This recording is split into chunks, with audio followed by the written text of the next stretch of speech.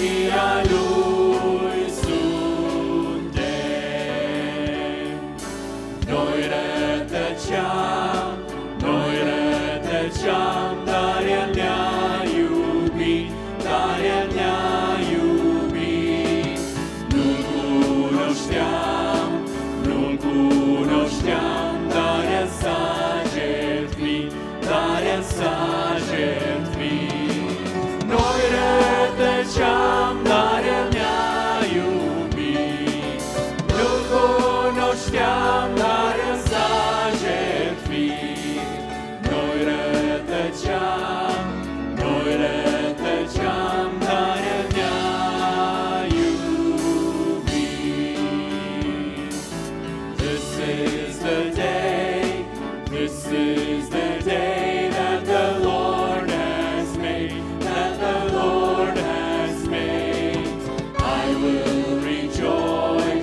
I will rejoice and be glad in it,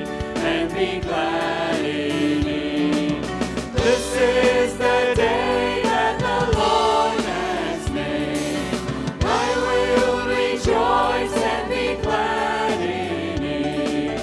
This is the day that the Lord has made. You are our God, we will praise your name,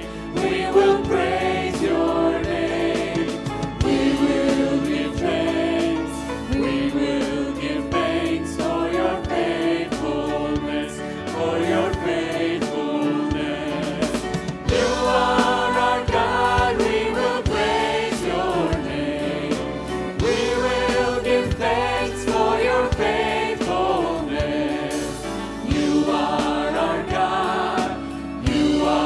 our God, we will praise your name.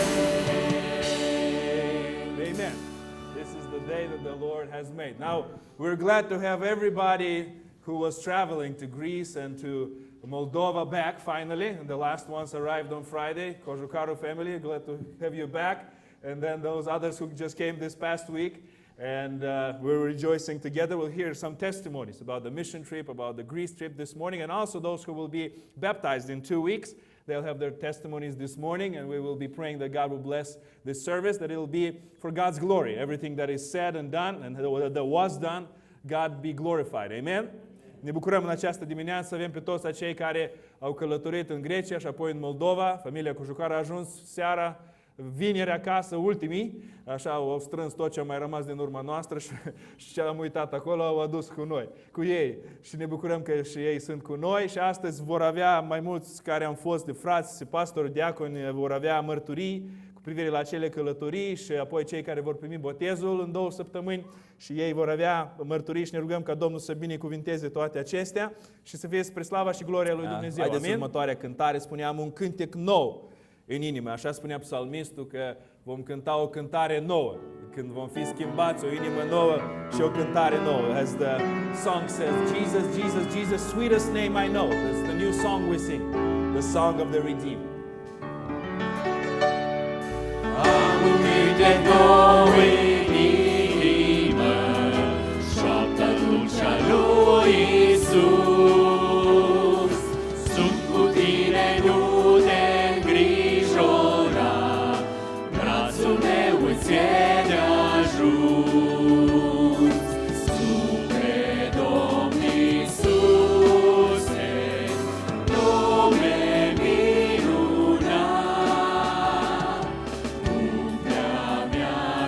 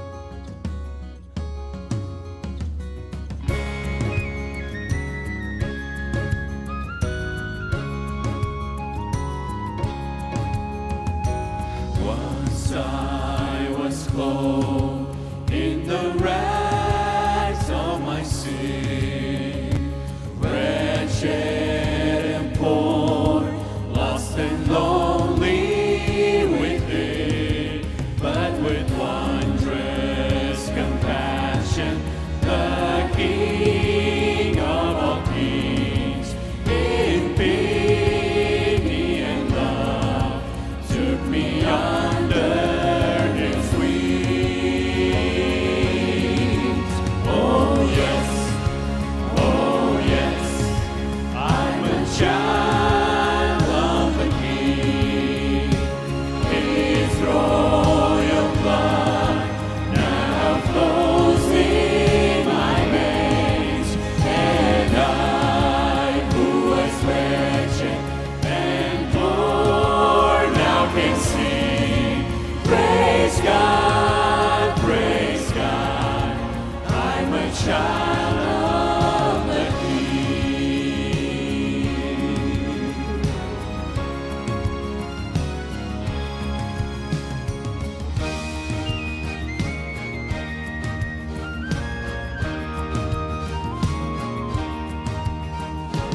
Now I'm a child with a heavenly home. My Holy Father has made me his own, and I'm cleansed by his blood, and I'm clothed in his love, and someday I'll sing with the angels above. Oh yes, I'm a child of the King. His royal blood now flows in my veins, and I, who was wretched and poor, now can sing. Praise God, praise God. I'm a child of the King. Oh yes, I'm a child of the King. His royal blood now flows in my veins, and I, who was wretched and poor, now can sing. Praise God, praise God. Praise God, praise God. Praise God, praise God. I'm a child of the King.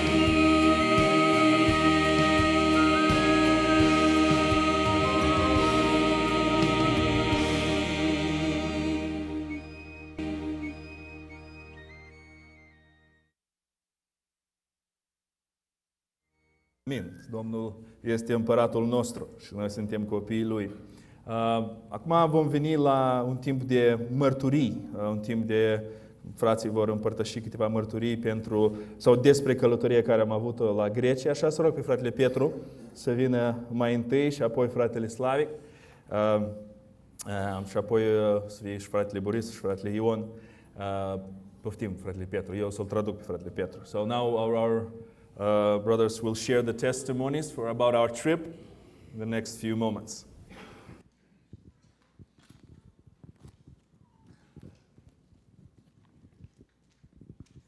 Pacea Domnului. Peace be to you. Vă aduc salutări de la Sfântul Apostolul Pavel. I bring you greetings from Saint Apostle Paul. Pentru că când mergeam prin drumurile acelea pe care a mers Apostolul Pavel, So as we were walking down the roads on which Apostle Paul walked, mă gândeam oare cum a mers el când încă nu erau drumuri. we were thinking, how did he walk on them? Because they didn't really have roads in those days. Ni s-a dus gândul atunci când eram în călătorie că Apostolul Pavel a fost unul dintre primii care a urmat porunca lui Isus. And I was thinking when we were in that trip that Apostle Paul was one of the first ones who followed the Great Commission. Matei 28 cu 19 și 20, duceți-vă și faceți ucenici din toate neamurile, botezându-i în numele Tatălui, Fiului și a Sfântului Duh și învățați-i să păzească ce v-am poruncit. Și iată că eu sunt cu voi în toate zilele până la sfârșitul veacului. Yeah, so he was one of the first ones who followed this great commission from Matthew 28, verses 19 and 20. Și apoi dacă trecem în Faptele Apostolilor, capitolul 15, Then if we go to the book of Acts, chapter 15, versetul 40 și 41. verses 40 and 41, Pavel și-a ales pe Sila și a plecat după ce a fost încredințat de frați în grija Harului Domnului. El a străbătut Siria, Cilicia, întărind bisericile. so you see there how Apostle Paul and Silas went on the mission trip. Și a făcut o echipă ca să meargă să viziteze bisericile din Asia Mică. So they formed a team to go and visit the churches in Asia Minor. A ajuns până la Troa And they went to Troas. și a avut o vedenie. Then he had a vision. Un om i s-a arătat în vedenie și a zis că avem nevoie să ne ajuți să treci dincoace de Marea Agee în Europa. And he saw a man in his vision that has invited him to come, to cross the Aegean Sea, to come into Europe and help them. Și așa a și făcut Apostol Pavel. And he obeyed and followed. Deci a doua călătorie a lui Apostol Pavel a fost foarte interesantă și nu ușoară. And the second missionary trip of Apostle Paul was an interesting one, but not an easy one. Dacă v-aș spune cum este Grecia, că am vizitat-o prima dată, este foarte frumoasă geografic. Now, if the first time I've been to Greece and I would tell anything about Greece is that it's very beautiful geographically. Între ape, cu insule, cu munți și cu multe tuneluri când mergi pe drum. It has a lot of mountains. There's, of course, the shore, the seashore, and then there's the ways between the mountains and the seashore, but also tunnels through the mountains.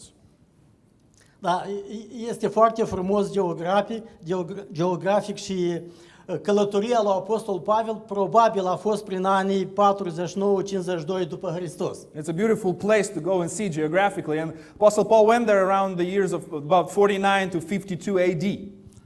Și călătorind mai mult cu autobusul, dar mai puțin pe jos, prin locurile cetăților unde a fost Apostolul Pavel, As we traveled mostly by bus, but then sometime we would stop and walk around the cities where Paul was. l-am întrebat pe fratele Sam, noi călătorim cu autobusul, dar cum a călătorit Apostolul Pavel pe vremuri, cu 2000 de ani în urmă? I asked our guide, Brother Sammy, he said, now we travel by bus. Now, how did Apostle Paul travel so many years ago? Și fratele Sam mi-a spus, știți cum Dumnezeu a pregătit calea lui Apostolul Pavel? And then Brother Sammy said, well, do you know how God prepared the way for Apostle Paul? Atunci la putere era Imperiul Roman Now, the Roman Empire was then ruling the world. și Imperiul Roman a avut ordine ca să facă drumuri pentru toate cetățile, ca să le unească. And the Romans built all these big roads, highways, to connect their cities.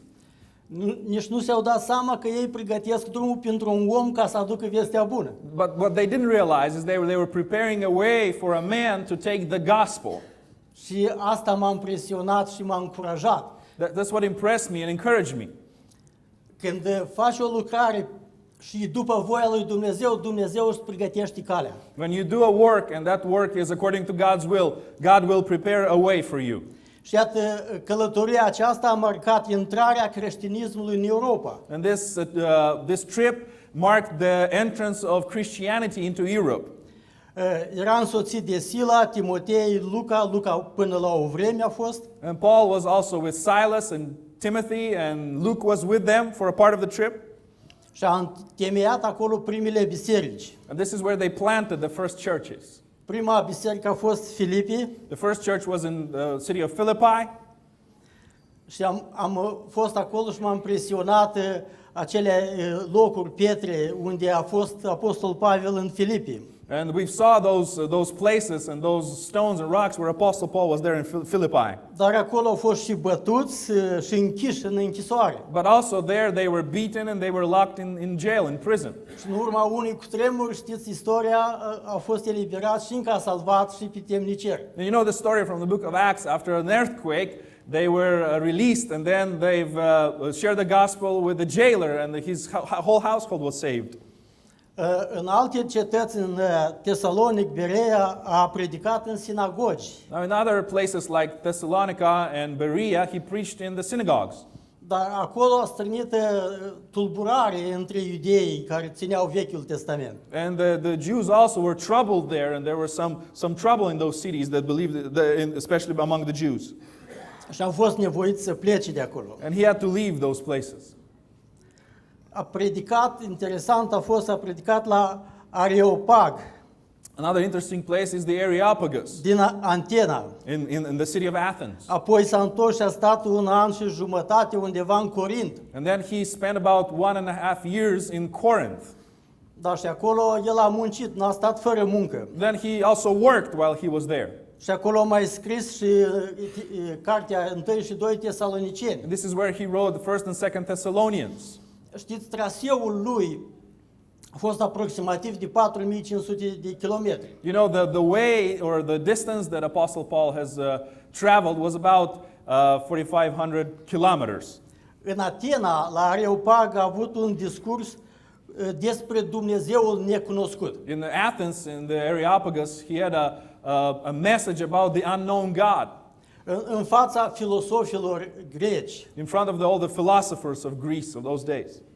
Areopag înseamnă Consiliu și Tribunal Suprem. Now, the Areopagus, the word means the Supreme Council, the Supreme Court. Adunare de savanți, artiști, oameni cu vază, spuma Greciei de atunci. It was a gathering of the most intelligent people, the most educated people, kind of the highest of the society of Greece in those days. Și lor le părea că știu multe, dar nu știau despre un Dumnezeu necunoscut. And they thought they know a lot, but they didn't know about the unknown God. Și probabil Apostol Pavel a spus, ideile și înțelepciunea voastră n-au nicio valoare dacă nu-L cunoști pe Cel care este totul. And the message of the Apostle Paul was that your ideas and your wisdom has no power if you don't know the one who knows everything. Și ceea ce mi-a rămas în gândul meu, And what stayed in my heart, in my mind, că călătoria lui Apostol Pavel nu s-a încheiat. that Apostle Paul's journey have not finished. Ea continuă să meargă și noi suntem unii din acei care continuăm această călătorie. That journey is continuing, and we are part of that journey. Poate că să ajungem să ducem, adică în general spun înapoi la Atena și Ierusalim ca să aducem vestea acolo. We might need to go back, saying kind of figuratively, to Athens or to Jerusalem to bring the gospel back to those places. Vizitând niște biserici ortodoxe pe niște munți înalți, We visited some Greek Orthodox churches on some high mountains.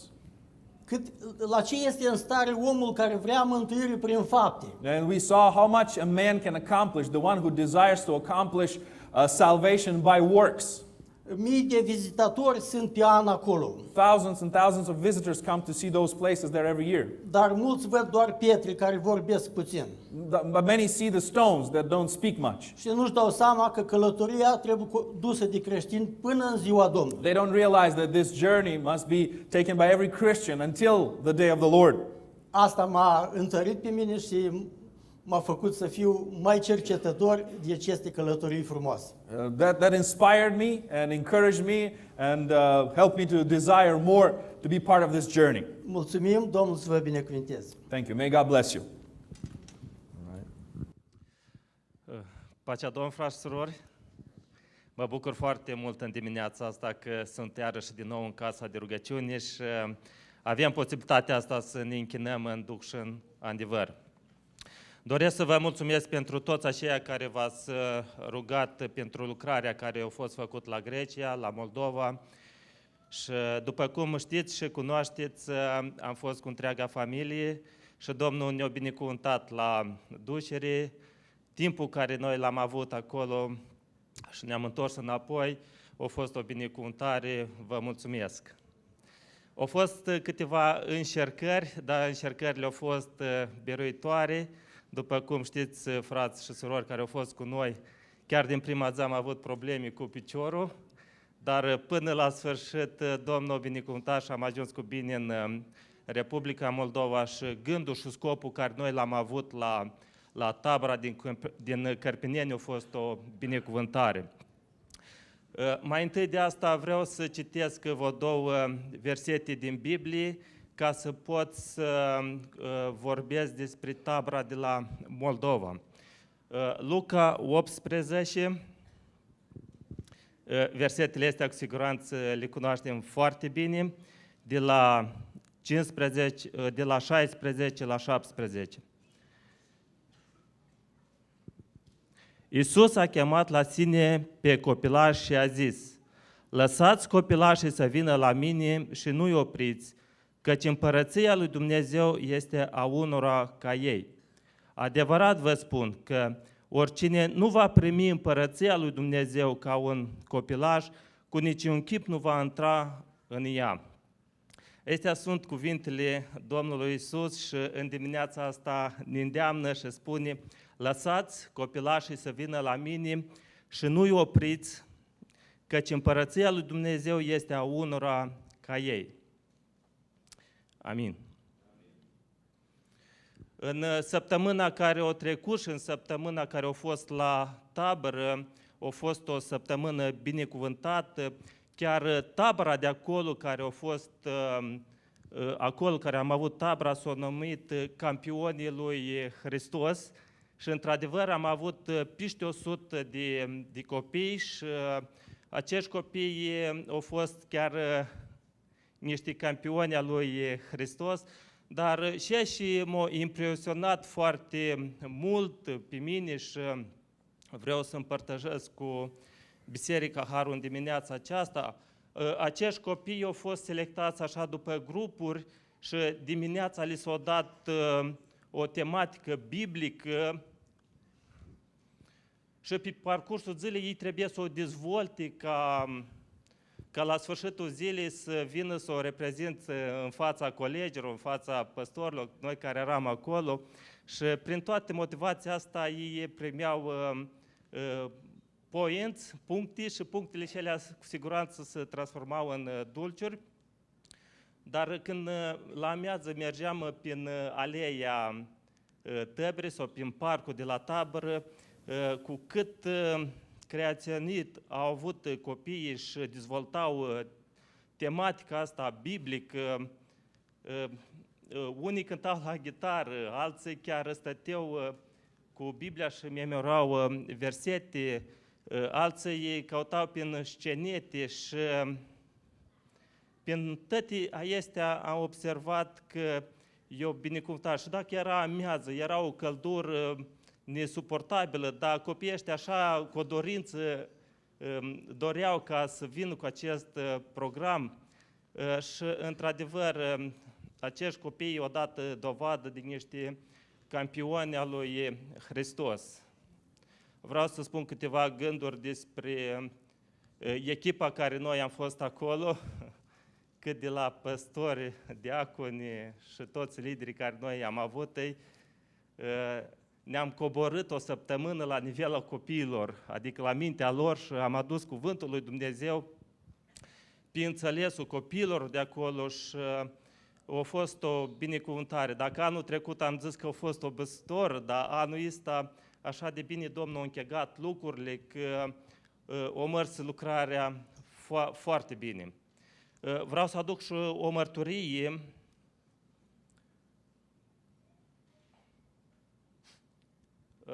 Mărturia este despre Maxim. Maxim a fost lider de grup, el e din Marienfield. Când chiar din prima zi a venit la mine și s-a apropiat și a zis că vreau să fiu ca tine. Și am zis că nu știu, ca mine nu poți fi, dar tu poți fi mai bun decât mine. Și l-am îndemnat, al zic, la ora 6, dacă vrei să fii ca mine, zic că ne ducem la rugăciune la 6 dimineața și seara. Și impresia care am avut-o despre băiatul ăsta, că în fiecare dimineață, nici ora 6 nu era el, dar era acolo la timpul de rugăciune și ne-a spus mărturia lui că anul trecut l-a primit pe Domnul Iisus și nu mai este Maxim acela care a fost, dar este Maxim schimbat, transformat și el e o binecuvântare acolo în biserica de la Marenfield, de la fratele Ștefan, și m-am bucurat foarte mult cu dânsul în săptămâna care a trecut. Mi-a spus că are și o problemă de sănătate. Am chemat și pe frații mei păstori și ne-am rugat pentru sănătatea lui și continui să mă rog pentru dânsul în continuare.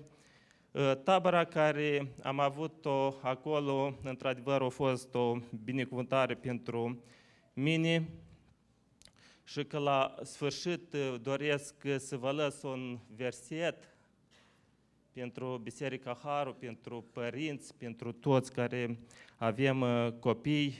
Versetul se află de la Proverbi 22, doar un singur verset, unde cuvântul Domnului spune așa: învață pe copil calea pe care trebuie să urmeze și când va îmbătrâni nu se va abate de la ea.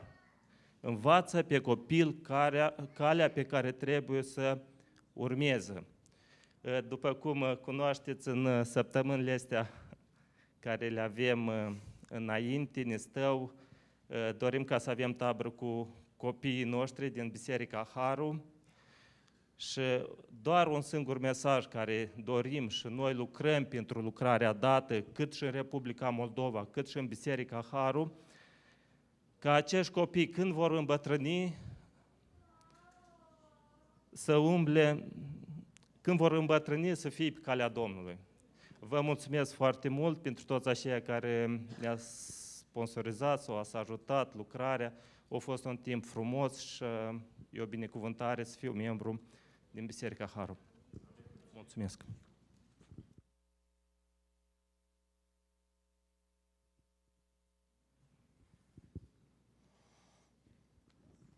Pacea Domnului, iubiți frați și surori, ne bucurăm să fim împreună iarăși în casa Domnului. Aș vrea și eu câteva cuvinte să spun despre ce am învățat din această călătorie. Eu întotdeauna în viața mea am dorit să învăț și am vrut să experimentez lucrurile care să le văd așa cum sunt ele.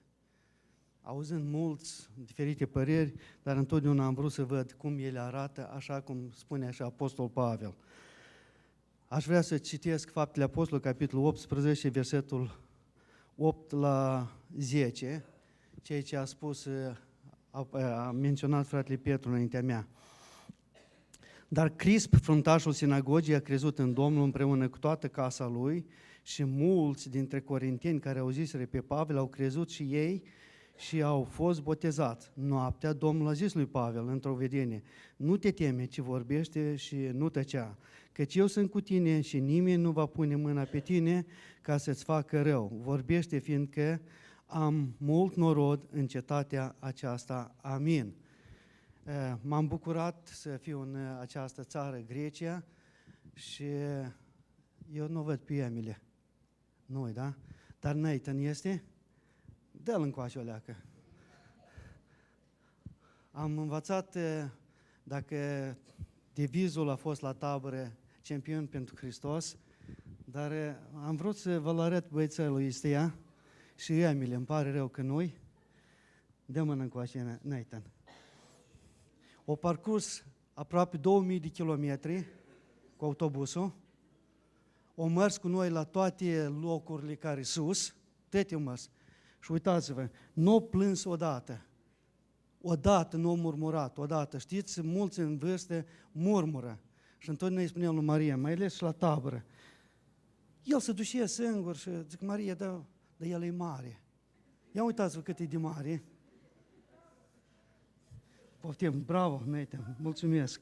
Eu am învățat mult de la acești doi copii, că dacă ei au putut să parcurgă drumurile celea în sus, căci în echipa care am fost noi astăzi, cel mai în vârstă a fost, îmi pare rău să zic așa, dar eu împreună cu Petru am fost cei mai în vârstă și cel mai tânăr a fost Nathan și cu Emile. Eu vorbesc de amândouă, că Emile a fost numai la Grecia.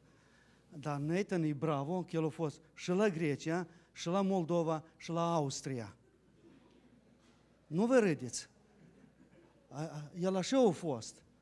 El a fost mult mai mult și ca mine, și ca fratele Vadim, și ca Petru, ca fratele Ion Cojocar, el a venit mai... De fapt, dar fratele Ion a fost mai mult, dar după Nathan.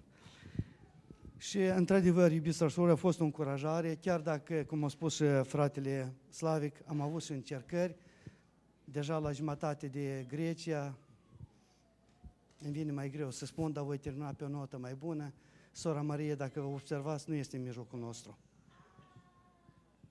S-a întâmplat ceea ce am avut câțiva ani înainte, e aceeași situație și vă rog ca să vă rugați. Am fost pus la mijlocul acestei călătorii în Grecia ca să ne întoarcem înapoi. După 3 zile, Vadim, da? Asta a fost. După 3-4 zile, da. Și mulțumesc fratele Vadim care a stat aproape un ceas de vreme cu dânsa, au discutat și o mai dat puteri și am mers la Moldova. Eu tare am vrut să ajung la Moldova, Ne-am întors înapoi, am mai avut ultima ispită la Chicago, dar noi am ajuns cu bine acasă. Vreau să vă mulțumesc că și dumneavoastră v-ați rugat și am simțit mâna aceasta. Și dacă ați observat, am spus acest text care zice că noaptea Domnul a zis lui Pavel într-o vedenie și îmi pare, în Biblia mea este scris cu roșu, spune Domnul Iisus Hristos, nu te teme, ci vorbește și nu tăcea, căci eu sunt cu tine și nimeni nu va pune mâna pe tine ca să-ți facă rău. Vorbește, fiindcă am mult norod în această cetate.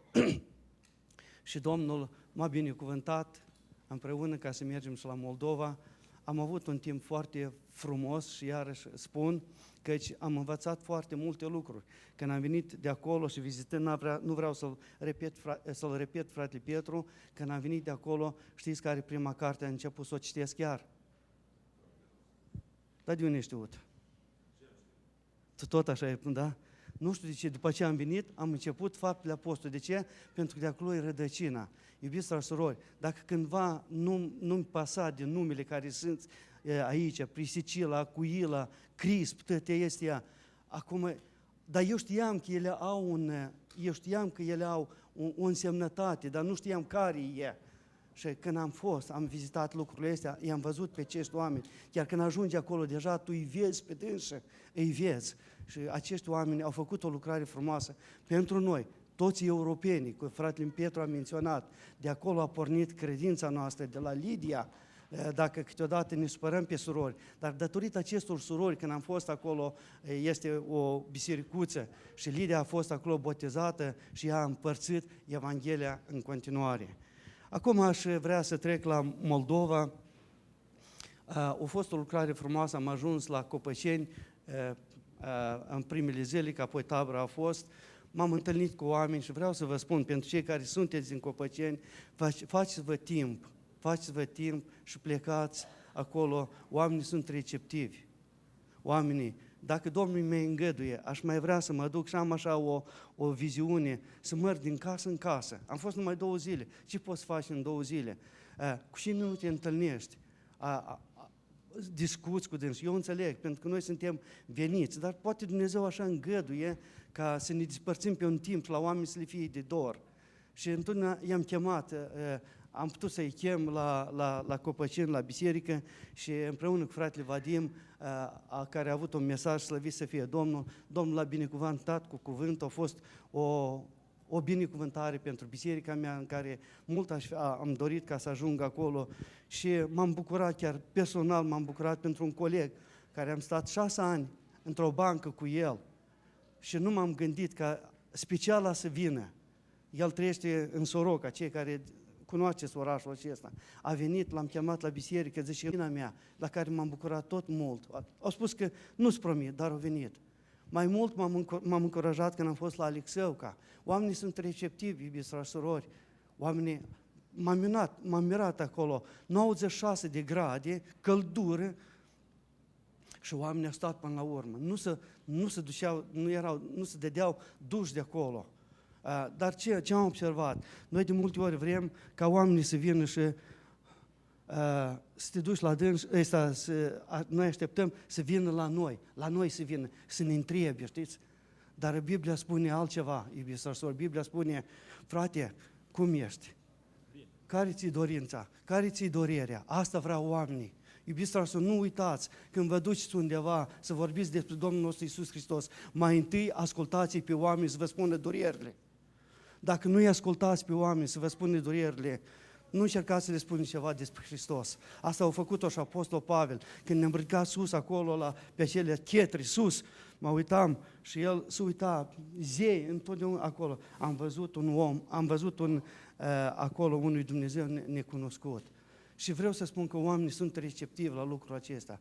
Apoi am fost în tabără și m-am mirat. Întotdeauna eu, când am lucrat mai înainte în cealaltă companie, eu duceam mulți creștini și erau foarte mulți încurajatori, în ghilimele.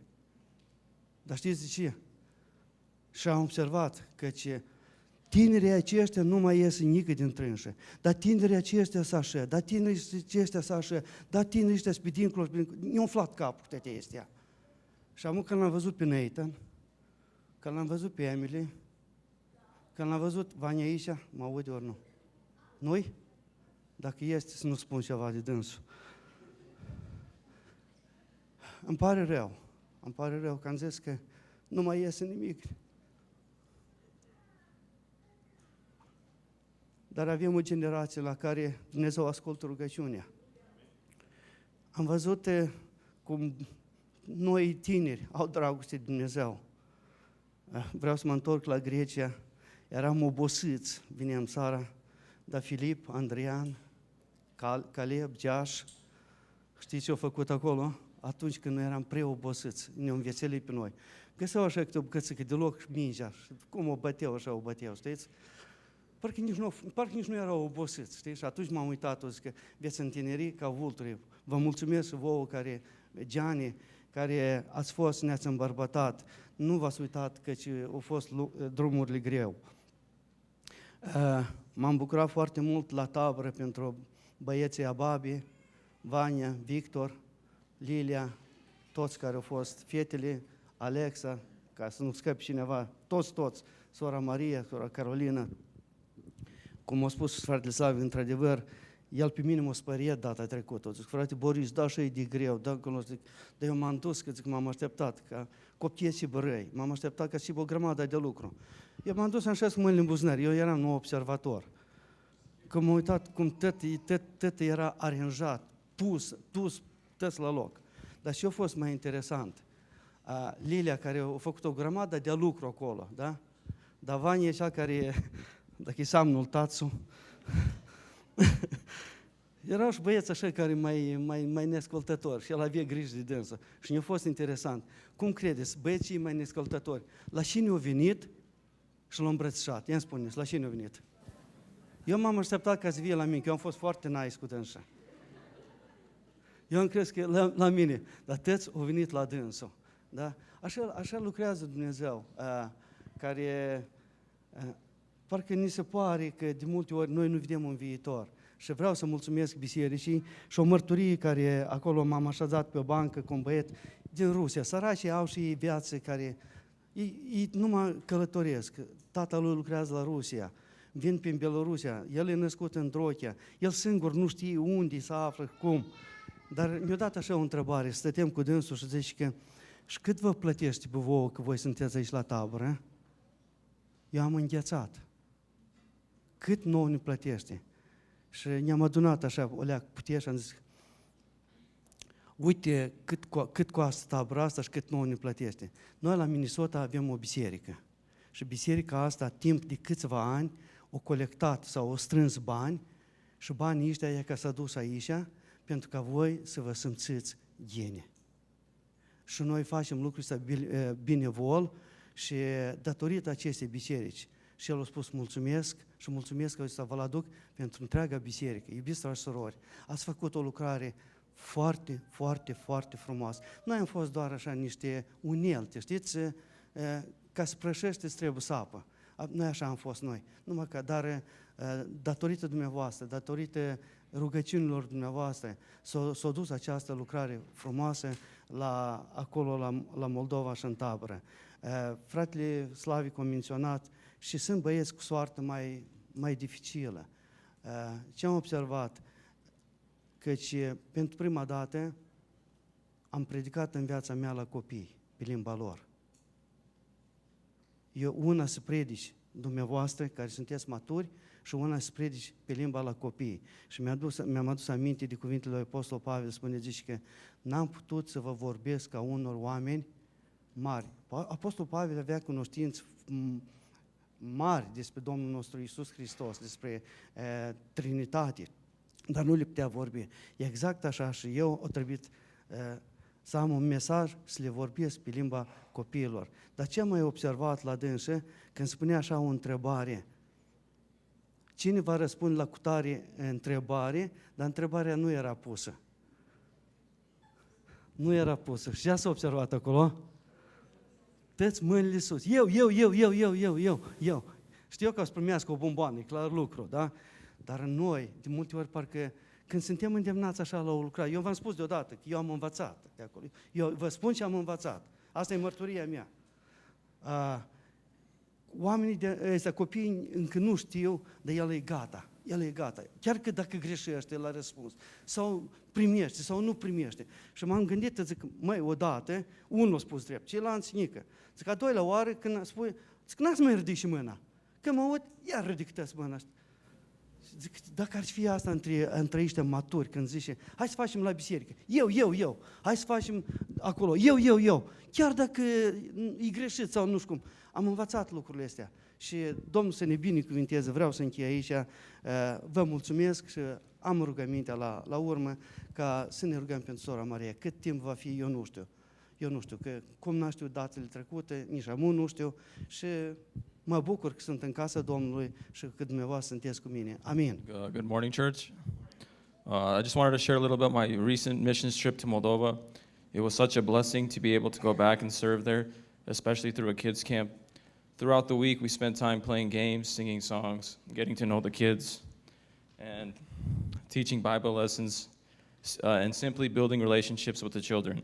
We had our own little prayer groups of 5 kids, which really touched my heart because some of those kids never had someone to pray for them. So it was the first time in their lives they had someone praying for them. Going on to the trip, I hope we would make an impact on their lives. But honestly, I think God used them to impact mine just as much.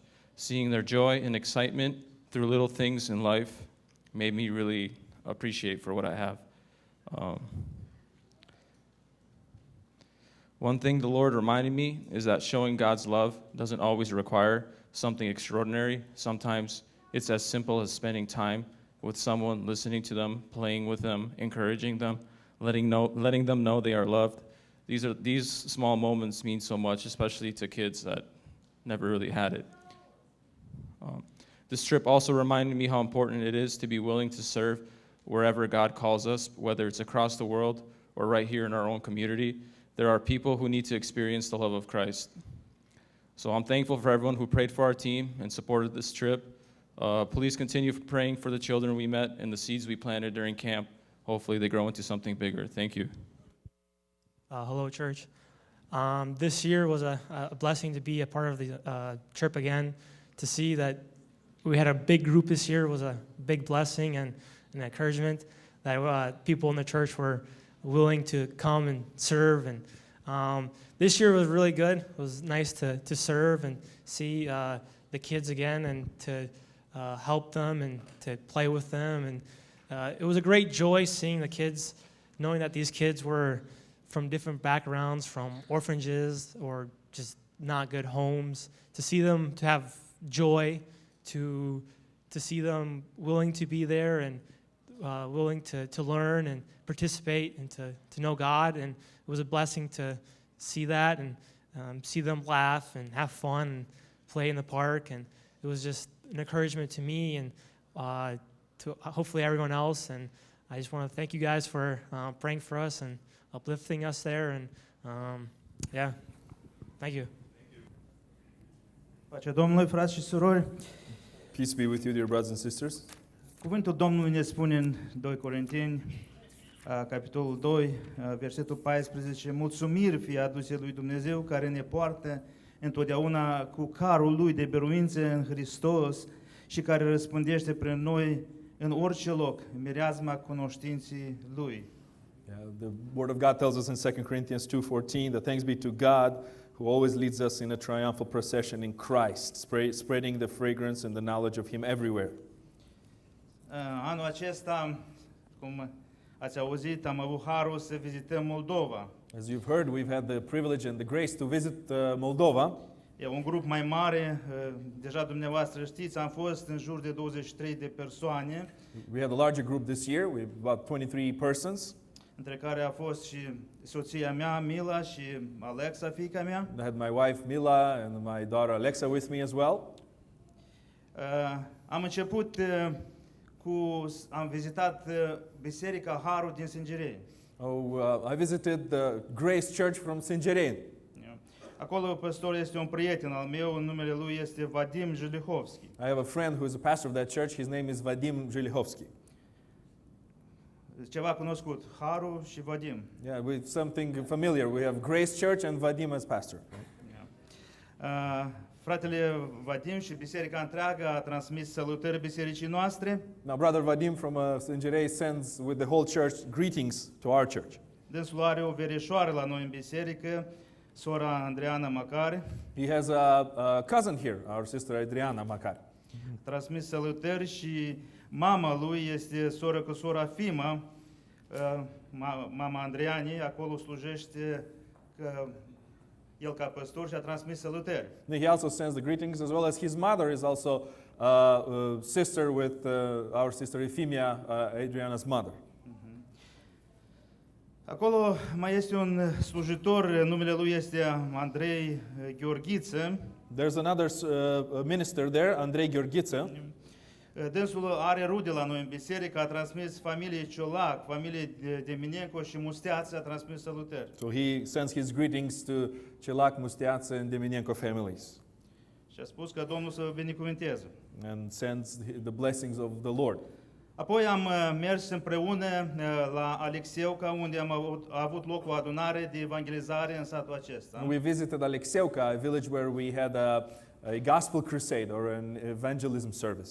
Pentru a doilea an facem evangelizare acolo. We had the second year when we had a gospel crusade there. Ne rugăm ca Domnul să se îndure să încolțească cuvântul și să dea roadă. We pray that the Lord would help that the word grow and produce fruit in that place. Fratele Grigore Cereseu a transmis salutări. El este unul din misionarii care îl susținem noi. One of our missionaries, Brother Grigori, he sent his greetings. Și face lucrarea acolo în Alexeuca. He's the one who works there in Alexeuca. Și sorii Vica și fratele Boris Deminenco a transmis salutări. He also sent his greetings to our sister Vika and Brother Boris. Apoi ne-au invitat la Petrovca, Then we were invited to Petrovka, unde am stat la masă. where we were fed very well. Frații și surorile de acolo întotdeauna sunt cu masa întinsă pentru noi. Those brothers and sisters from that church, they always have the table ready for us. Le-am mulțumit și am dorit ca Domnul să-i binecuvânteze și în continuare. We were grateful and we wish them blessings of the Lord in the future. Pastorul local, fratele Slavic, a transmis salutări bisericii și familiei Andrei și Slavic și Ala. And that church's pastor, Brother Slavic, sent his greetings to the church and to the Andrieș family. Apoi am avut o săptămână binecuvântată la tabără. Then we had the week of camp. Acolo am întâlnit pe fratele Vitali și sora Natalia Surbală, apoi pe fratele Alexei Andrieș, au transmis salutări. Then we met with some other of our missionaries, Sorbala family, Vitaly and Natasha, and then also Alexei Andrieș, Fratele Ștefan and Răleanu also with Brother Stefan Răileanu. au trimis salutări They all send their bisericii greetings și au to the church. mulțumit pentru susținerea And noastră. they thank the church for our support. Cum a fost la tabără, deja ați auzit You've heard some of the stories from the camp. mărturiile dinaintea mea. Mai multe detalii cred că nu voi da, dar vreau să spun I'm not going to give you more details, but one thing I want to share, că ceea ce biserica noastră a plătit pentru o tabără ca aceasta, that whatever we paid for a camp like the one we had, vreau să încurajez că nu este o cheltuială, ci este o investiție. I want to encourage you to remember that this is not an expense, but it is an investment. După cuvântul Domnului, lucrarea care s-a făcut cuvântul care s-a vestit nu se va întoarce fără rod. According to the Word of God, the work that has been done and the word that has been shared, it will not return void. Și se va întoarce cu rod, mai devreme sau mai târziu va da roadă. And it will return with fruit sooner or later. Investiția aceasta este acolo în cerul, unde rugina și molea nu le mănâncă, frați și surori. This is an investment in heaven, where the Bible says that it will not be destroyed or will not be corrupted. Acolo Iisus, în cerul, Iisus Hristos însuși s-a dus să pregătească locul pentru cei care fac asemenea investiții și îl iubesc pe Domnul. As Jesus said, He went to prepare a place for us and for those especially who have done such investments and that they love the Lord. O mare parte din copiii care au fost la această tabără au fost din familii necredincioase. Many of those children were from a non-Christian families. Discutând cu ei, unii nici n-au putut măcar să viseze la o tabără ca aceasta. As we talked with them, many of them couldn't even believe that they would be at such a camp. Unii din ei ziceau că au o săptămână e prea puțin, domnul Ion spuneau, poate să trăim aici, că e bine. Some of them said, look, a week is just too short. Maybe we should move in here. It's very nice in here. Desigur că părinții lor nu puteau să plătească sau să achite această tabără, Of course, their parents couldn't afford to pay for the camp. însă aici e o biserică cu inima largă, But we have a church with a big heart.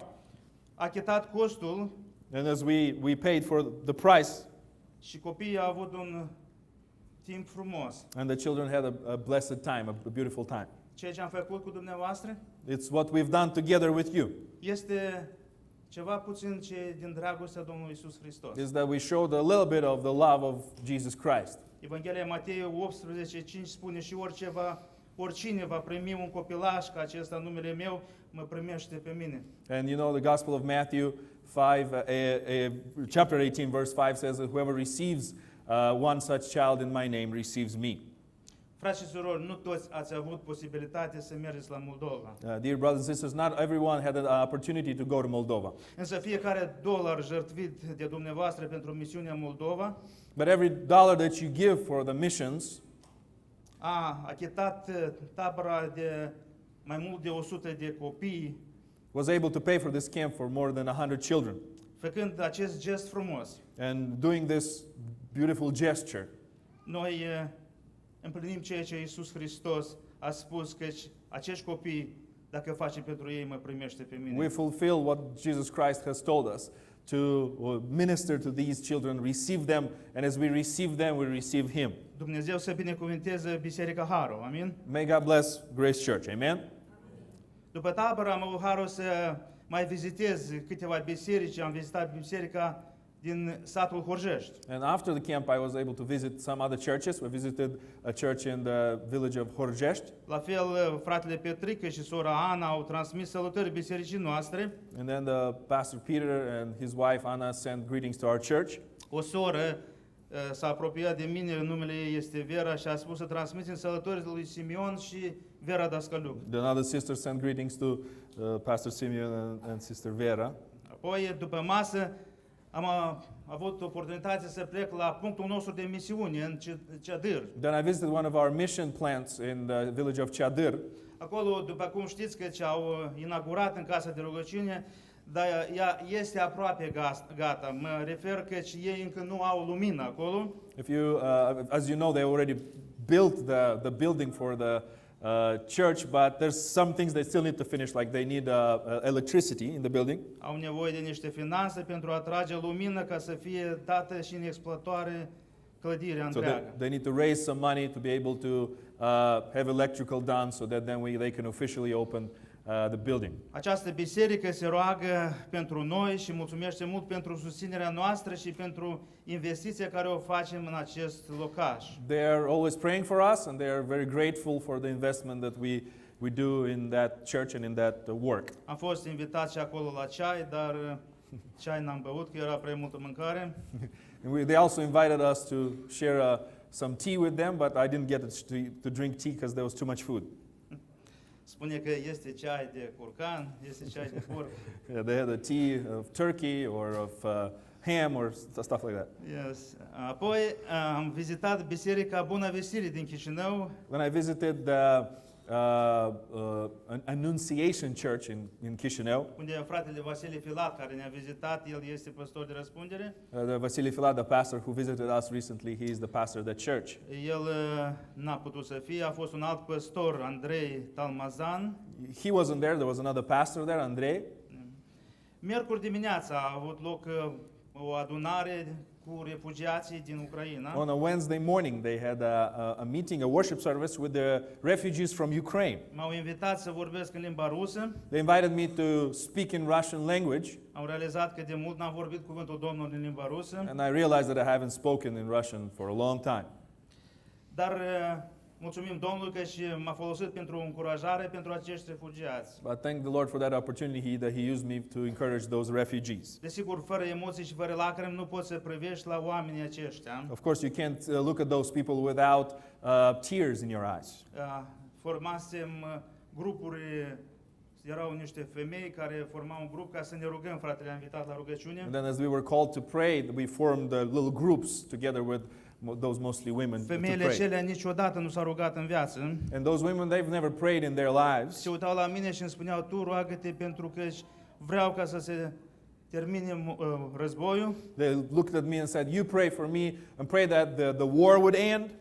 O altă femeie spune că nu am nicio noutate nici de la feciori și nici la nepoți. Another woman said, "I don't have any news. Haven't heard from my sons and from my grandkids." Spune că casa au explodat-o, nu mai a rămas nimic și nu mai am cuvinte ce să spun. She said that my house was destroyed in an explosion and that there's nothing left and I don't know what even to say. Biserica aceasta le împărtășează cuvântul lui Dumnezeu și astfel le dă și haine de îmbrăcat și mâncare. So that church is sharing the gospel with them, but also helping them out with some material needs as well. Fratele păstor a transmis salutări bisericii Haru. And the pastor sent his greetings to our church. Apoi joi seara And then Thursday, next day, am avut ocazia să vizitez satul meu natal, Marienfeld. then I visited my hometown, Marienfeld, Punctul de misiune susținut de biserica noastră another mission work that is supported by our church. și m-am bucurat mult că casa de rugăciune, care cândva era încuiată, And I rejoiced that the church building that once was closed, acum ușa este deschisă și oricine poate să vină să asculte that cuvântul the door Domnului. is open and anyone can come and hear the word of God. S-au bucurat mult și au transmis salutări și fratele Ștefan inclusiv. They rejoiced and our missionary brother Stefan sent his greetings as well. Vreau încă o dată să mulțumesc bisericii noastre pentru dărnicia care o avem și rugăciunile care le-ați făcut. I want to thank the church again for the giving, for the prayers that you always do and you always pray for us. Și încă o dată, și anul acesta vreau să vă spun că mie nu mi este rușine să reprezint așa biserică. And then again this year I can share with you that for me I'm never ashamed to represent such a church as this. Vreau să mulțumesc echipii misionare la fiecare frate și soră. I want to thank every single person who went with us in the team. Cei care cu experiențe și poate mai puțin, mai mici și mai mari, fiecare au adus câte ceva acolo. Those with more experience, those with less experience, everybody have played a part in that work. A fost ceva minunat, fiecare a adus fără ca să ne sfătuim din start. Without maybe talking together in the beginning about certain things, Au adus dulciuri, au adus jucării people brought candy, they brought toys. și mi-aduc aminte că băiatul ăsta din Marienfeld, And I remember about the guy from Marienfeld, Maxim, anul trecut a venit la noi, dacă noi nu prea am avut așa multe dulciuri, Last year he came to us and we didn't have that much candy last year. vine la mine și spune, frate Ion, haideți să ne uităm cămerile că cineva ne-a furat bomboană. So let's look at the cameras because somebody stole my candy. Anul acesta a fost diferit. This year was different. Vreau să mulțumesc la toți I want to thank everyone, each and every one of you. și Domnului mă închin. And of course, we want to thank the Lord. Amin. Amen. Amen. Thank you. Good morning. Good morning, Grace Church. I'm so excited to share how Jesus changed my life this morning. I grew up in a Christian home with parents who love Jesus and they showed it in their everyday lives. We went to church every time there was a service, and because of that, I thought I was a Christian, that I was saved and I would go to heaven. I believed that Jesus died on the cross, and I told myself that I was a good person. But eventually I realized that I really wasn't. I wasn't respecting my parents or my classmates, and my friends weren't role models of what a Christian should be. I was relying entirely on my own strength. I didn't read the Bible, and when I did pray, I only asked God for the things that I wanted. The turning point for me was when, during the revival services with Vasily Filat, he preached on how we needed to be born again and to enter into heaven. And in that moment, I realized that I hadn't actually been born again. I needed Jesus, and that day, I truly gave my life to him. Later, I knew I wanted to take the next step of baptism when I read Acts 22:16 in my Bible. It says, "And now, why do you wait? Rise up and be baptized, wash away your sins, calling on his name." Since giving my life to Christ, my attitude at school and at home has completely changed. I now read my Bible every day and pray. God has blessed me with friends who build me up in my faith, and I finally have a personal relationship with Christ, and I long to know him even more. I know that life isn't suddenly perfect or full of sunshine and rainbows, but I know that I have God walking me through every single step. Good morning. I accepted Jesus as my Savior when I was in 3rd grade. Even then, I knew I wanted to follow him. But as I've grown older, I've come to understand more fully what my faith means and what Jesus has done for me. We came to God broken and sinful. When we enter the water, we enter as women and men who are broken, lost, and hurting. I am very thankful for the people God has placed in my life who have helped me grow spiritually. My mom has always encouraged me in my faith and taught me about God's love. I am grateful for my pastor whose teachings and guidance have helped me understand God's word better. I am also thankful for the evangelists who shared the gospel and inspired me to continue growing in my relationship with Jesus. One verse that means a lot to me is Romans 10:9. If you declare with your mouth Jesus is Lord and believe in your heart that God raised him from the dead, you will be saved. Today I'm grateful for God's grace and excited to take this step of obedience. Thank you. Pace, my name is Alyssa. I feel blessed to have grown up in a Christian household where I heard and learned about God from a young age. When I was 7 years old, I decided to follow Jesus after learning about him in Sunday school. As I learned more about God's love, I understood that Jesus died on the cross for my sins and rose again. Since then, God has changed the way I act, think, and feel. This is helping me become more kind, patient, and loving. Even though I am not perfect and make mistakes, I know God forgives me and is always with me. I want everyone to know that I belong to Jesus and that I want to keep following him for the rest of my life. I want to continue growing in my faith in a way that honors him. A Bible verse that means a lot to me is Romans 10:9. If you declare with your mouth Jesus is Lord and believe in your heart that God raised him from the dead, you will be saved. Thank you to my parents, my family, my Sunday school teachers, my church, and everyone who has encouraged me in my faith.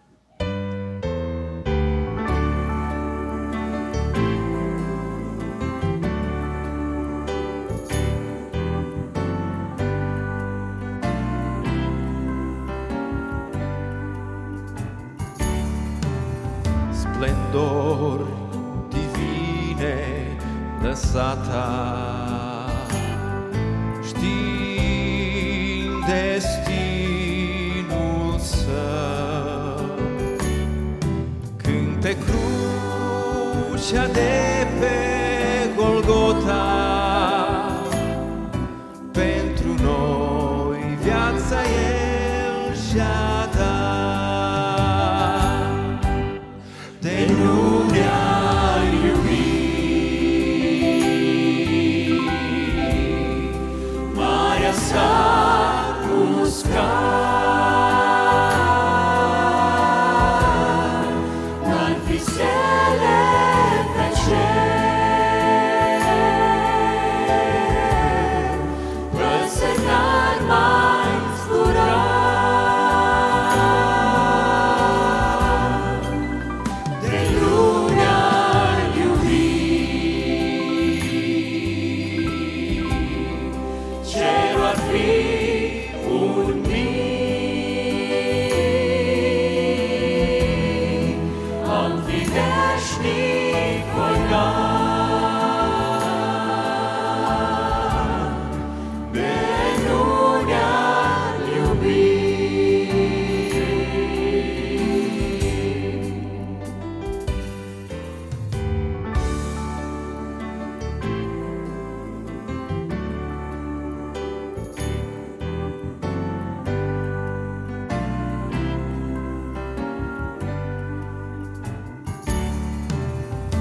azi cânt că marea iubire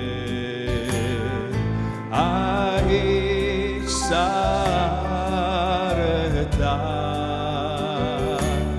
și prin jertfa de pe Golgota cu Tatăl El ne-a împăcat. De nu ne-a iubit, marea s-ar usca. N-ar fi stele pe cer, văse n-ar mai zbura.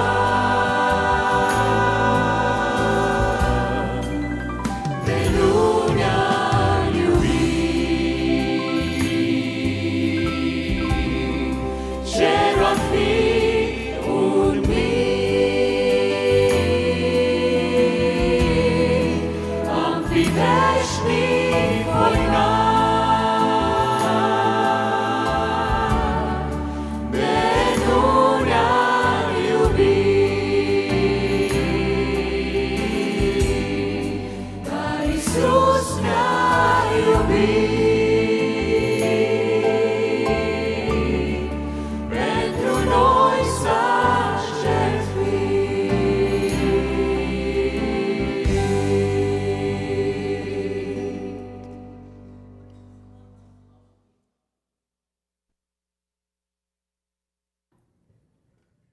Now, in the spirit of the testimonies, I thought that we would come back and be reminded this morning of the work of the Great Commission that was given to us by the Lord Jesus Christ, and see in the book of Acts how it was fulfilled right in the beginning. So open your Bibles in the book of Acts, and we'll be this morning in chapters 8, 9, and 10. If you're wondering, this message might start in the morning and in the afternoon, yeah. În această dimineață știu că spuneam că să începem o serie, dar mai lăsăm seria, așa cumva m-am gândit că va să fie mărturii despre călătorie de misiune și am vrut ca să ne amintim încă o dată în dimineața aceasta despre marea trimitere și marea responsabilitate care ne-a dat Domnul Iisus Hristos. De aceea, haideți să deschidem Bibliile noastre în Cartea Faptele Apostolilor și vom începe de la capitolul 8, dar vom fi în capitolele 8, 9 și 10. Și nu mai am mult timp și încerc așa repede să trecem ca să ne gândim la ceea ce suntem noi și responsabilitatea noastră ca copii al lui Dumnezeu, dar să facem un pas înapoi și să vedem o imagine mai mare sau o imagine întreagă. Știți că până nu de mult, de fapt până în 1850, populația pe acest pământ niciodată nu a atins 1 miliard de oameni. Prima dată când au fost 1 miliard de oameni pe pământ a fost în 1850. Și apoi în 1930, da? Deci imaginați-vă, de la creație până în 1850 a ajuns la 1 miliard, apoi peste 80 de ani a ajuns la 2 miliarde. Și apoi peste 30 de ani, în 1960, a ajuns la 3 miliarde. Și apoi peste 15 ani, la 4 miliarde. Și așa, tot mai repede a continuat, până astăzi suntem mai mult de 8 miliarde de oameni pe acest pământ. Și iată că o mare majoritate a oamenilor pe acest pământ mor fără ca să fie auzit sau să fie crezut în Evanghelia mântuirii, Evanghelia Domnului Iisus Hristos. Și aici vreau să privim în capitolele 8, 9 și 10, în Cartea Faptelor, ca să vedem pocăința, mântuirea a 3 oameni sau a 3 persoane, 3 bărbați. Și ceea ce este interesant că vedem un om care este de pe un continent, al doilea de pe alt continent și al treilea de pe alt continent. Și vom vedea cum Evanghelia Domnului Iisus Hristos este pentru toți. You know, until very recently, the population of the world haven't reached about 1 billion people. The first time it reached 1 billion people was in 1850. And then only 60 years later, or 80 years later, 1930, it reached 2 billion. And then in 1960, it reached 3 billion. 1975, 4 billion, and then so on. It continued to grow real fast after that. I remember when I was alive, and I saw it on TV when I was a child, that it hit 6 billion people. And now we have over 8 billion people in the world. So you see how many, I don't know if we can imagine 8 billion as a number, but imagine eternal souls. And every day, many of those souls die and go into eternity. And many go not to heaven, but they go to hell. And you see, we have a commandment, we have a commission from Jesus Christ to take this gospel that has saved us and has changed us, that we have received, to take it to the ends of the world. Each and every one of us has that responsibility. We are to bring souls to Jesus here where we live, and we have a responsibility for every soul on this planet to come to the Lord Jesus Christ, or at least hear the gospel. Now we'll see in these chapters 8, 9, and 10 in the book of Acts, the conversion of 3 men, of 3 persons from different places and different backgrounds, right? So as you follow with me in the Bible, look with me in Acts chapter 8, verse 27. Deci uitați-vă doar 3 versete din capitole diferite. Primul, da, Fapte 8 cu 27, spune așa, da? So it says in verse 27, he rose and went, and there was an Ethiopian, a eunuch, a court official of Candace, queen of Ethiopians, who was in charge of all her treasure. So we see there a man whose name is not given, but we know he was an Ethiopian government official. And then in Acts chapter 9 and verse 1, you see there another, the second man. It says here just for 2 words. It says, but Saul. Here's another man, a man by the name of Saul. And then you see the third one in Acts chapter 10 and verse 1. It says, in Caesarea there was a man named Cornelius, a centurion of what was known as the Italian cohort. Deci observați aceste 3 persoane. În capitolul 8, versetul 27, este un etiopian. Nu ni se dă numele, dar se spune famenul etiopian, care era un lucrător sau un oficial din guvernul reginei din Etiopia. Apoi în capitolul 9, versetul 1, spune Pavel, dar Saul era numele lui original. Și apoi în capitolul 10 găsim acolo descris în Cesarea, era un bărbat cu numele Corneliu, care era sutaș din ceata de ostași numită Italia sau Italiană. Iată, observăm în aceste 3 capitole, aceste 3 persoane și eu mă rog ca Duhul lui Dumnezeu să pună pe inima noastră în această dimineață acest adevăr despre care vrea să ne vorbească cuvântul. Vedem schimbarea, vedem mântuirea etiopianului, mântuirea lui Saul și mântuirea lui Corneliu. So these 3 things I want us to notice this morning. The conversion, the salvation of the Ethiopian eunuch, of Saul, and of Cornelius. First thing I want us to remember that we learn from these stories is that all people have the same problem, right? Number 1, all people have the same problem. All men or women, all boys, all girls have the same problem. În primul rând vreau să învățăm din aceste istorii, aceste exemple, că toți oamenii, fiecare bărbat, femeie, băiat sau fată, au aceeași problemă.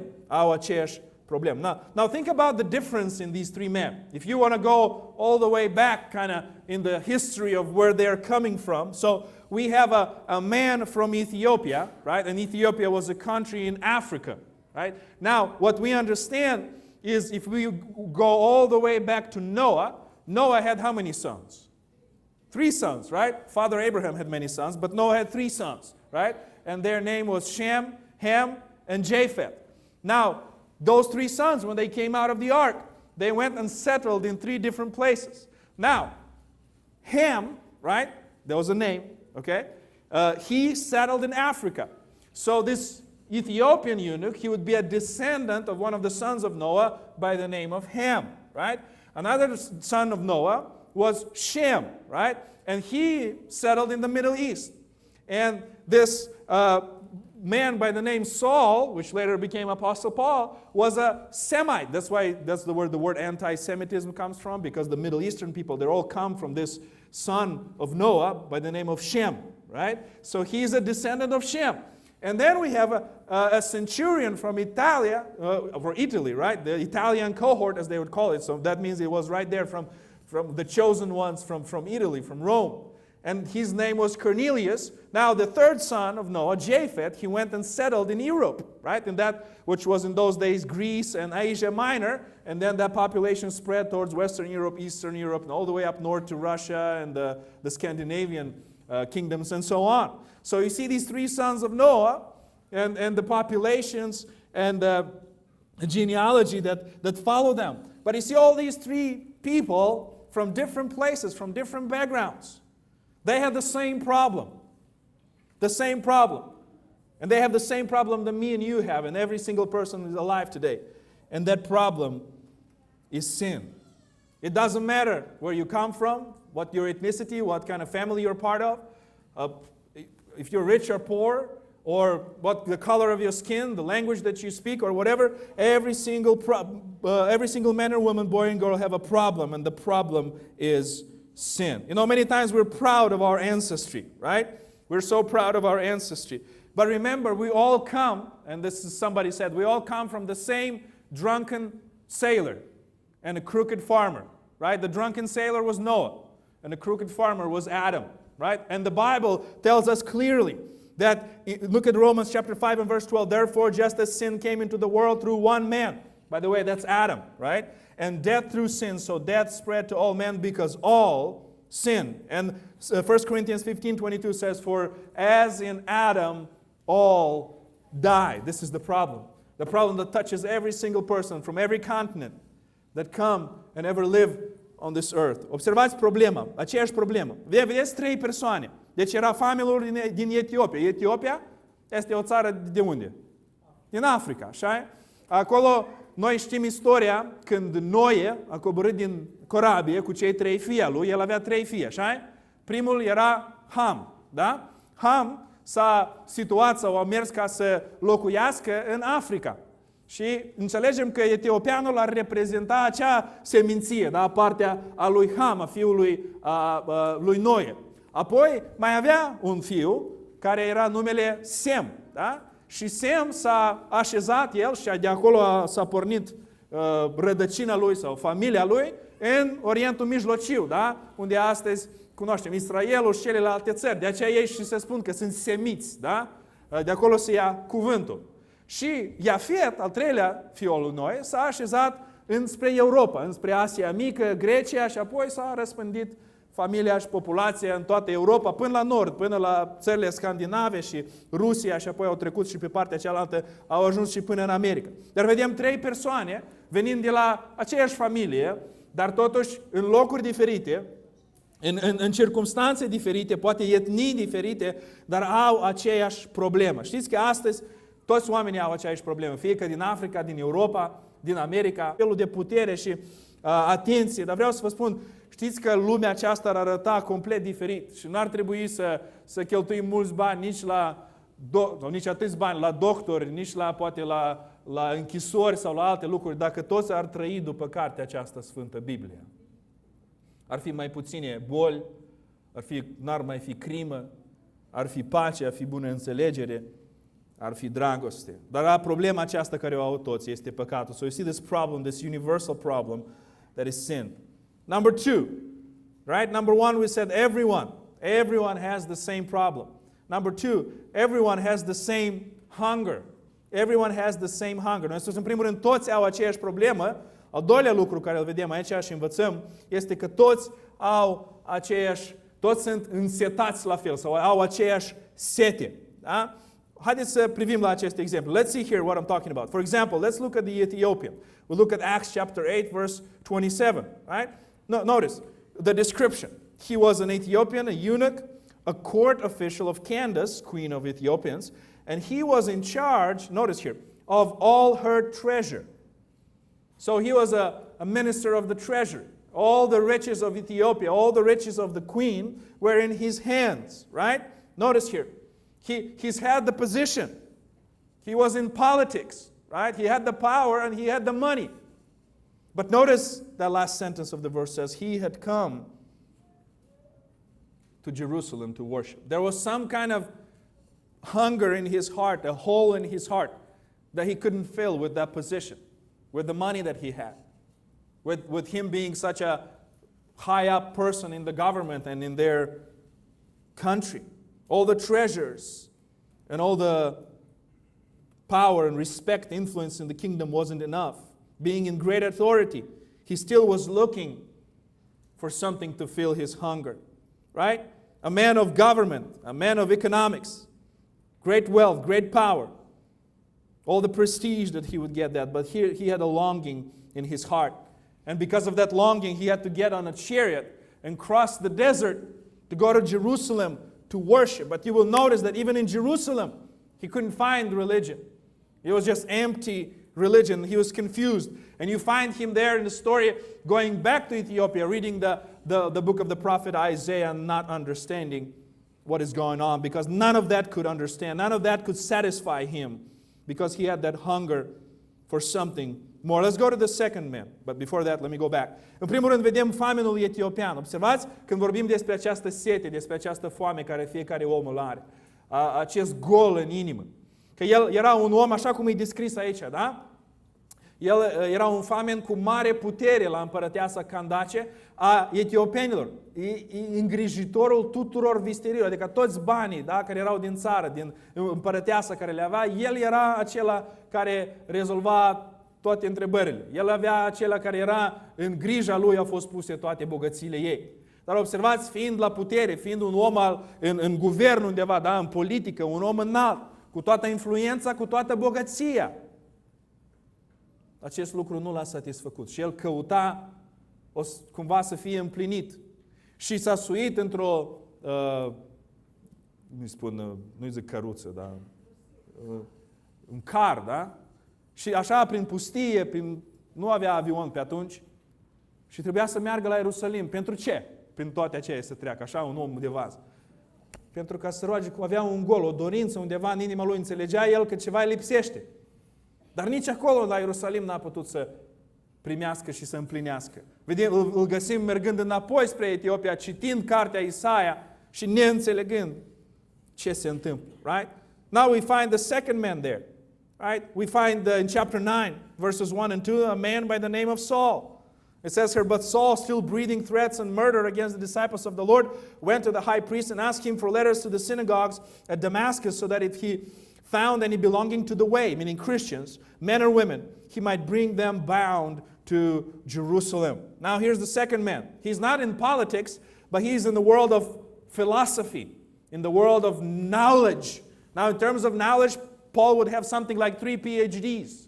And he would know all the things of philosophy, all the ways of life, all the theology. He was fluent in many different languages. He was a religious person, a person of culture, and a brilliant, intelligent, scholarly, confident person, right? He was threatening Christians. He had the authority from the high priest himself to imprison, ultimately to execute those who would be called Christians or the followers of the way.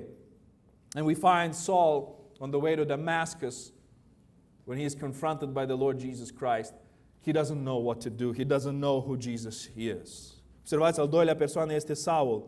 Saul care era din Tars, care nu era din politică, dar el era din filosofie. Da? Un om al cunoștinței.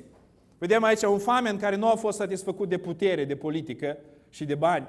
Dar aici vedem un om care a căutat să cunoască, avea doctorate, cunoștea tot felul de limbi, da? Avea cunoștințe în filosofie, în religie și în toate aceste lucruri. Și aici îl găsim în capitolul 9, având autoritate de la marele preot, un om al religiei, ca să închidă pe toți acei care credea el că sunt împotrivă. Dar când Domnul Iisus îi apare înaintea lui, el nu știe ce să facă. El cade și spune, Doamne, cine ești? El nu cunoștea, el nu știa, el avea acest gol în inima lui. Al treia persoană care o vedem aici. Vedem a treia persoană în capitolul 10. Da? Haideți să privim. Spune, în Cezarea era un om cu numele Corneliu, sutaș din cetatea de ostași numită Italiană. Și uitați-vă cum e descris Corneliu în versetul 2. Da? El spune că omul acesta era cucernic. Adică ce înseamnă cucernic? El era un om devotat religios, da? Un om, poate chiar am spune, evlavios din punct de vedere religios, temător de Dumnezeu, împreună cu toată casa lui. El făcea multe milostenii. Asta înseamnă că el era generos. Așa e? Și se ruga întotdeauna lui Dumnezeu. Acum, foarte important să înțelegem, el nu era născut din nou. El nu era mântuit sau salvat, cum am spune noi, dar era un om generos, un om care se ruga, era un om devotat sau un om cucernic. Și vedem aici că acest lider a unei armate, pe atunci cea mai puternică armată. Dar el nu era în politică, nu era cu banii, poate, nu era filosof, dar era parte dintr-o armată care era cea mai puternică armată din lume, care putea distruge orice vrăjmaș. Deci era un om cuceritor, un om care avea putere fizică, care avea multă influență fiind acest sutaș care conducea acea sută de soldați numită italiană. Cei care în armata romană, dacă erau acești 100, știți cum legiunea era împărțită în câte 100 de soldați și dacă suta aceasta cumva s-a arătat mai bună, mai victorioasă, li se dădea o denumire. Și iată că și ei aveau o denumire italiană, adică o denumire poate de unde provin ei, una care era, să spun, patriotică. Da? Acest om, vedem că era un om puternic. Era un om care era un om generos. Dar îl observăm aici și acest om, cum și famenul, cum și Saul, având o sete, o foamete, un gol în viața lor, care nu puteau împlini cu toate aceste lucruri care deja le aveau. You see the third person here, Cornelius. He is described in verse 2 in Acts 10 as a devout man, the one who feared God with all his household. He gave alms. He was a generous man to the people and prayed continuously to God. Now, very important to understand, he wasn't saved, all right? He wasn't born again, but he was a man who had he might not have been from politics or from finance, from business, or from philosophy, but he was a man of power. He was a man of the army, right? He would have those medals across his chest when he'd be walking around. He would be a war hero, a commander, someone who knew how to get the job done, how to destroy his enemies. And yet even this man with so much influence and power, he knew that something was missing. And he was trying to fulfill that with some of these works that he was doing, in his generosity, in his prayers, in his, I would call it being devout spiritually or religiously, right? But you see, all these things did not satisfy these people. And that brings us to the third point. We said that everyone has a problem. Every single man and woman and boy and girl has a problem. And everyone has a hunger or some need, this specific need to be fulfilled. And that brings us to the third point that tells us that all men need the same hope. All men, all women, every boy and girl need the same hope. Al treilea lucru care îl înțelegem din această istorioară este că fiecare om are nevoie de aceeași nădejde. Fiecare om are nevoie de aceeași nădejde. Pentru că toți oamenii au aceeași problemă. Toți oamenii au problema păcatului. Și toți oamenii au acel gol, acea sete care trebuie împlinită. Care lipsa lui Dumnezeu din viața lor. Și fiecare om are nevoie de aceeași nădejde. You notice that this hope is God. This hope is the Lord Jesus Christ. It doesn't matter where you come from. It doesn't matter where you're born. It doesn't matter who you are today. We all come from Adam. We all come from the same sinful nature. And we have the same problem, that is sin. And we need the same solution, the same hope, the Lord Jesus Christ. You will notice here. Notice what happened in their lives. So, the Ethiopian eunuch is riding back to Ethiopia, and God is speaking to Philip. Now, Philip was a deacon of the Church of Jerusalem, and while God was speaking to him, he was at a revival service. Now, imagine a revival service that he had in Samaria. He came there to preach the gospel, and there are a lot of people every day coming and being saved, and just the services were going on every single day, and people were coming, and they were being saved and baptized. And then in the middle of that revival, God says, okay, it's time to leave. Go into the wilderness, into the desert, and meet this man that I'm going to put in your way. And he meets there this eunuch, this Ethiopian eunuch. And then he explains to him the gospel. The eunuch believes and is baptized, right? But notice one word I want you to notice. It's so important for all of us. in chapter 8, verse 29, chapter 9, verse 11, and chapter 10, verse 20. I'll come back in a moment. Observați al treilea lucru, fiecare om are nevoie de aceeași nădejde și această nădejde este Dumnezeu. Veți vedea un lucru aici, un cuvânt care se repetă. Pentru că când familiul mergea, deja era în drum acasă, Dumnezeu a vorbit lui Filip. Filip, care era diaconul din Biserica de Ierusalim, atunci era în Samaria. Acolo predica Evanghelia, era o trezire spirituală și în mijlocul trezirii spirituale oamenii veneau, oamenii se pocăiau, se botezau. Dumnezeu spune, ok, lasă aici, du-te în pustie. Du-te ca ai să întâlnești pe cineva acolo. Și tot așa, observați, versetul 8 cu 29. Un cuvânt foarte important. You see the word there, and the Spirit said to Philip, and here's the word. And if you have your Bible, underline it, encircle it, highlight it. Remember this word. Here's the word. Go. The word is go. Remember the word, right? Very important word. Easy to remember. The word is go. The Spirit said to Philip, go over and join this chariot. Now, let's go with me. Observați care e cuvântul. Cuvântul este du-te sau mergi. Da? Sau mergeți. Asta este cuvântul. Da? Duhul i-a zis lui Filip, du-te. Acum, vedeți la 9 cu 11. Now, chapter 9, verse 11. The word of the Lord said to Ananias, there was a guy there in Damascus, a Christian. And he's like, okay, you got to go and talk to this new convert of mine by the name of Saul. And here's are the words of the Lord. Rise and go. That's the word. Highlight it in your Bible. Underline it. Go. Observați cuvântul care îi spunea lui Anania, da? Nu Anania cu Safira, unul creștinul din Damasc, care avea apoi să-l întâlnească pe Pavel acolo, pe Saul. Și aici Dumnezeu îi vorbește lui Anania și spune, scoală-te și du-te, mergi, du-te înainte. Și vedeți, și în capitolul 10, versetul 20, Dumnezeu îi vorbește lui Petru, ca să-l trimită acolo la Corneliu, la Cezarea. Și care sunt cuvintele? In Acts 10:20, God is speaking to Peter, and he wants to send him to Cornelius. And here's the word I want you to highlight. Rise and go. Go down in a company without hesitation, so I have sent them. Notice here, observați, cuvântul este scoală-te, coboară-te și du-te. Mergi acolo. Vedeți cum fiecare om astăzi are nevoie de cineva care să se scoale și să se ducă. Care să meargă și să le vestească Evanghelia. Pentru toți este. Vedem acolo diaconi, vedem apostoli, pastori, vedem om, membru de rând, Anania, cum era. La tuturor Dumnezeu le-a spus, scoală-te și du-te. Du-te și vestește cuvântul lui Dumnezeu. Și poate spui, cum să merg? Unde să merg? Mergi oriunde Dumnezeu te trimite. Mergi oriunde Dumnezeu îți spune ca să mergi. Poate la vecin, poate undeva în altă parte, în lumea aceasta, poate pe alt continent. Cum să mergi? Poți să mergi cu rugăciunile tale, poți să mergi cu finanțele tale, poți să mergi cu încurajările tale, poți să mergi cu copiii tăi sau să-i trimiți copiii tăi, poți să mergi tu singur, cu trupul tău. Dar fiecare dintre creștini, fiecare dintre noi, ne este poruncit de Domnul Iisus Hristos ca să ne sculăm și să mergem.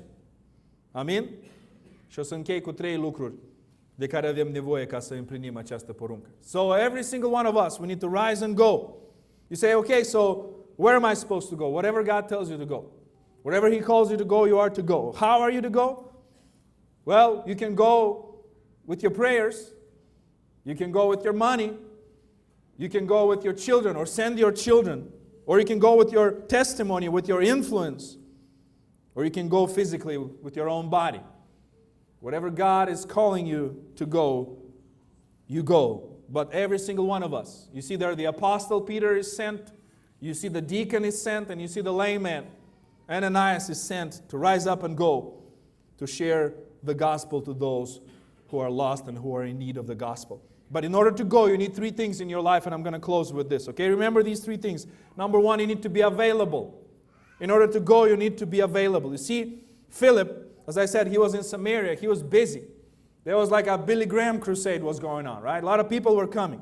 And he could have stayed there, but he was available. When God said, Philip, you get up and go. You know what Philip did? He got up and he went. And he obeyed the Lord. In order to go and fulfill the Great Commission, you need to be available. You know, availability is more important than your ability. You can never use your ability if you're not available. În primul rând, ca să împlinim această poruncă a Domnului Iisus Hristos, ceea ce trebuie să facem este ca să fim disponibili. Da? Trebuie să fim disponibili ca să împlinim, ca să ne sculăm, să ne ridicăm și să mergem. Da? Așa cum Filip. El era ocupat, acolo era multă treabă, multă lucrare și totuși în mijlocul ocupației lui, el s-a ridicat și a mers să-L asculte pe Domnul să împlinească acolo unde îl trimite Dumnezeu. Vedeți cum?